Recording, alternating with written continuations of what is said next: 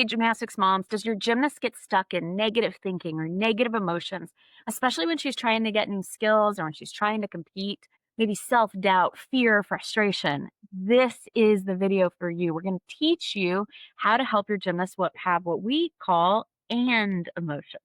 Hi, you're in Mindset for Moms. My name is Stacy Roman, and here is where we help you develop happy, healthy gymnasts who know how to win.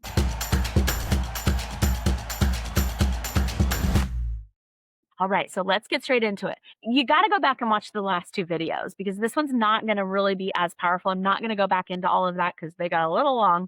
But I want to help you. We in the last two videos we talked about allowing negative emotions and diffusing negative emotions. And those two things are really important before moving on to this one. And this one is refocusing your brain on a positive emotion, on an emotion that's going to help you do what you want to do. Refocusing on a positive emotion without letting the negative emotion drain out is a little hard. It's kind of like if you put diesel gas in a regular unleaded car and then you're like, okay, now I'm going to put unleaded gas in. When you haven't drained out the diesel, it's still not going to run. Processing the negative emotion first is super helpful. But one of the things that's the reality about how we operate from emotions is we operate from the emotion that we are focusing on, what we're giving our attention to. So you have 60,000 thoughts a day, and every one of those thoughts causes an emotion in your body. You got a lot of emotions going on all day long, and most of them you are completely oblivious to. But you can see from that we can have lots of emotions going on in our body. The one that fuels what we take action with is the ones we're giving our attention to. The problem is when your gymnast is in the gym, she's being put in that flight or fight state where she's giving a lot of attention to fear or frustration or anger. And that's just because it's the natural wiring of her body to look for threats and to focus on those feelings first. And gymnastics is a breeding ground for those feelings. Like it's pretty hard to go through a workout without experiencing fear, frustration, anger, nervousness, defeat hundreds of times. I don't know, but at least once, right?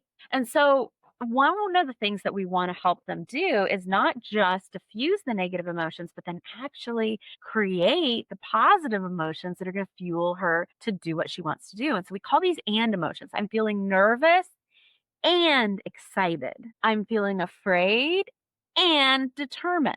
I'm feeling frustrated and focused. So I can feel this and I can feel this too. And we kind of talk about it like a flashlight. Like if you have a flashlight on your head and you're in a dark room, all the stuff is still there. But the thing that you see is the thing you're pointing your flashlight to. So the fear can still be right here and the determine can be over here. And it depends on if you're looking at fear or you're looking at determine on which one you're going to move forward into, right? So what we teach gymnasts to do is after you've kind of derailed those negative emotions, now it can still be there. It can go with them. It's like if you're driving a car, it's in the back seat. It's still there. It's not gone. You're still going to feel afraid. The fear is still going to be there. We're going to be afraid and we're going to be whatever else. So we teach them how to create those new emotions by finding thoughts that are believable that create that emotion.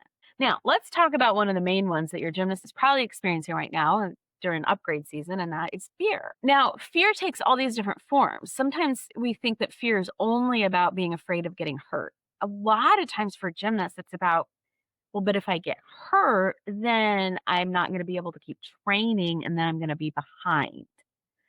Or it can be fear of coach being frustrated with me or disappointed in me, or fear of not getting the skill in time to move up, or fear of what other people are going to think about them. A lot of times the fear isn't always of the physical danger that they're in, but it's the other things. It doesn't matter what the cause is. The feeling feels the same and makes their body operate in the same way. So whether they're afraid of their coach or they're afraid of getting hurt or they're afraid of falling behind or they're afraid of not moving up to the next level or not getting recruited or not being good enough, whatever the cause of the fear is, their body is going to operate in the same way. It's going to put them into that flight or fight state where their brain is looking at like, what do I need to do to run for my life and keep myself safe here? So the first thing that we like to do with fear is have them focus on and safe. So what do they need to do physically to keep themselves safe in this skill? And we help them work through and figure out what that might be. Now, we've had a ton of experience at doing that. So a lot of times, like for instance, if they're doing backward tumbling, they're afraid of landing on their head. And so we talk about the one thing that you can do to keep yourself safe is arms by your ears, straight elbows. Like no matter what, as long as you protect that head from the floor, you're going to keep yourself safe from falling on your head. So sometimes it's figuring out what they're afraid of and then how do they keep themselves safe from that? And if what they're afraid of is falling behind, then, well, the way they keep themselves safe is by reducing the pressure and not worrying about falling behind. That's a whole thing. Anyway, brave is the feeling of fear and determined. Like you literally can't be brave unless you are feeling fear, but then you're determined to go anyways. So sometimes we like to say, being brave. I'm feeling afraid, that fear is still with me, but I'm also determined to do this thing. A lot of times we really like to help them focus on what does their body need to do physically in and then they're determined to do that. They're focused on doing that. They're curious to see if they try that. So like what my body needs to do physically on this skill is, and then whatever the correction that their coach is giving them. And so then I'm focused on. The whole point of this is to help them understand that the emotion that they're focused on is the emotion they're going to take action from. And they want to take action from emotions that fuel them to do what they want to do, to get the skill, to make the correction. So often when they're just focusing on making the correction, but they're not changing the emotion and the thought that's driving the action in the first place, they can't change to a new correction. And so they got to figure out what it is and then figure out the new one. We teach them that inside our program for sure.